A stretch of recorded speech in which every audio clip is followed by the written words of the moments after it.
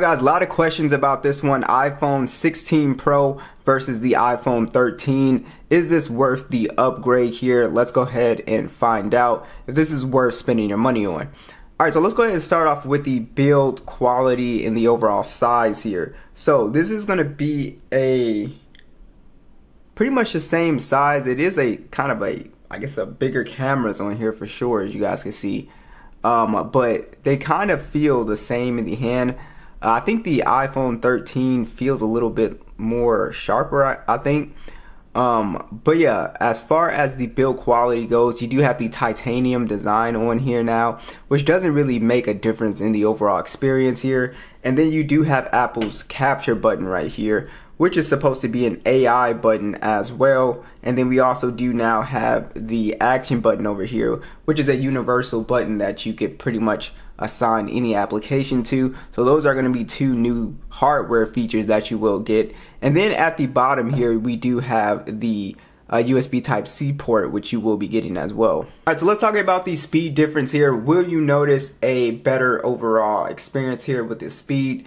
And the answer is, I think you'll notice the difference when it comes to animations, because you do have 120 Hertz on here. But the speed of these two phones, the iPhone 13 is still a very fast phone, in my opinion. The 16 Pro doesn't really feel that much faster in terms of just your daily use, and animations all look really solid on the 13 still. I think it kind of gets into games a little bit faster. But even right there, it wasn't really that big of a difference there.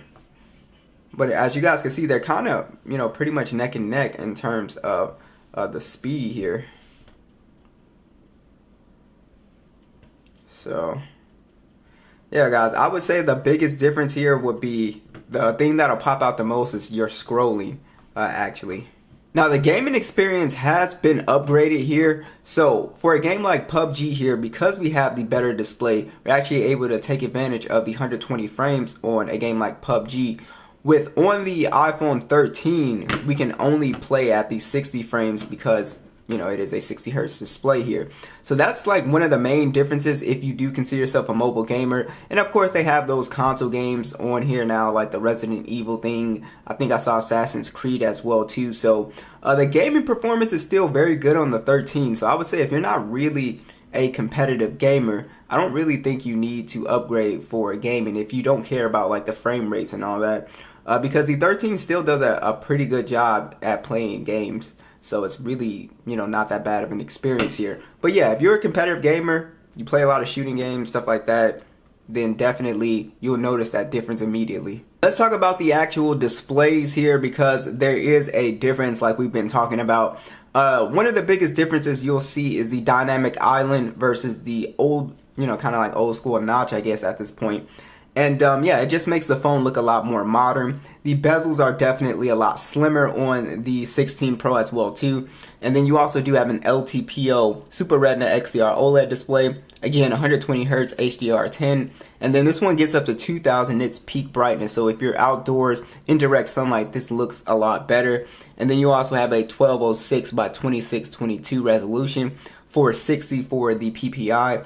The iPhone 13's display actually is still very good. It's also the Super Retina XDR OLED display, 1200 nits peak brightness. It's a 6.1 inch display versus the 6.3 inch display. So it is a little bit, I guess, more compact. But they're both easy kind of to manage with one hand, in my opinion. And then you also do have 1170 by 2532 on the 13 and 460 for the PPI. So both displays still look really good. The 13's display still looks excellent, in my opinion, in 2024 here. I think the only thing that's making this display a little bit dated would have to be the 120 Hertz. I wouldn't even really say like the notch for the most part. But yeah, it would be, the notch and 120 Hertz really. So I think this is overall a solid upgrade for the most part, especially the higher max brightness outdoors. But you would really have to make that decision for yourself whether you think this is a pretty good display upgrade here. One of the big selling points this year is going to be the Apple Intelligence, which is just going to be, a more beefed up Siri. You get this new animation, and all of the features are not really out yet. like the capture, AI stuff is not out yet. It's still in beta. It will be out, I think, this week around like the 28th or something like that. But it's not going to be fully out even when that comes out. So you'll have some stuff to play with, like the AI emojis and stuff like that. It really depends on whether you care about the AI stuff, because that's a big selling point here, because the phones do feel very similar until we get to like the AI stuff, and then you see it doing all this kind of stuff. But for the most part, that's something that you really gotta kind of see, and we'll kind of revisit this stuff when it actually fully comes out, and we don't actually know. It could take all the way up to January for it all to come out. Check out the speaker difference. We'll start with the 13.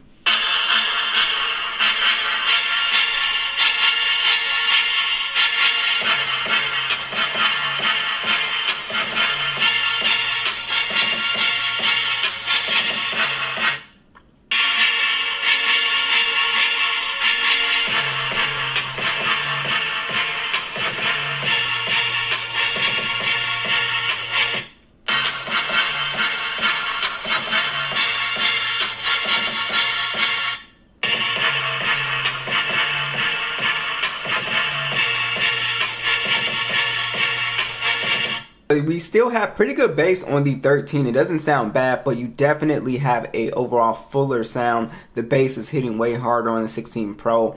It's just more detailed with that as well too. Overall, it's a solid speaker upgrade, but I'm actually pretty impressed. The 13 is still pretty loud and still gives off some pretty good quality as well too. Face ID is pretty much the same. It's has not changed in years. It still feels exactly the same. So let's talk about the camera. So there's a few new things going on with the cameras here. So we now have a 48 megapixel sensor on here, a 12 megapixel periscope telephoto, and then that does 5 times optical zoom. And then we also do have a 48 megapixel ultra wide. It does shoot in 4K 24 all the way up to 120 frames. And then we have a 12 megapixel selfie, and then that shoots in 4K 24 to 60 frames. We also do have the macro mode on the iPhone 16 Pro as well too, so you could take advantage of those very close-up shots. And on the iPhone 13, it's just the dual camera setup, 12 megapixel standard, 12 megapixel ultra wide. It shoots up to 4K 24 and 60, and then we have a selfie camera that shoots up to 4K and then 4K 60, and it's a 12 megapixel. So check out these side-by-side stills. Let me know what you guys think. And also, for those wondering, the max zoom is 5 times versus the 25 times.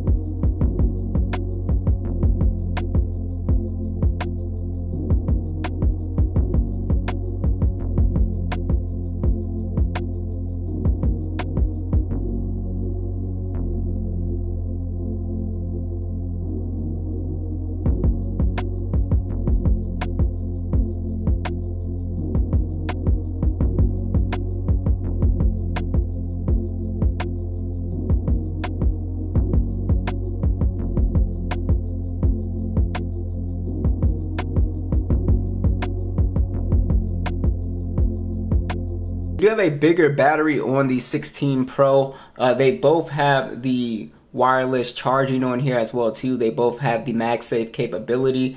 I believe you can charge a little bit faster on the iPhone 16 Pro as well too, which is really nice.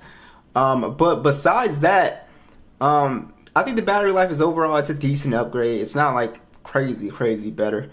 But yeah, so it's a pretty interesting upgrade here for sure. So I think it really comes down to what you thought about the cameras and also the display. I don't think most people are really gamers like that. And also the Apple AI stuff will play a big part, but it's just really kind of awkward doing these comparisons when Apple hasn't really put the AI stuff out fully. But yeah, so let me know what you guys think, and I'll catch you guys in the next one.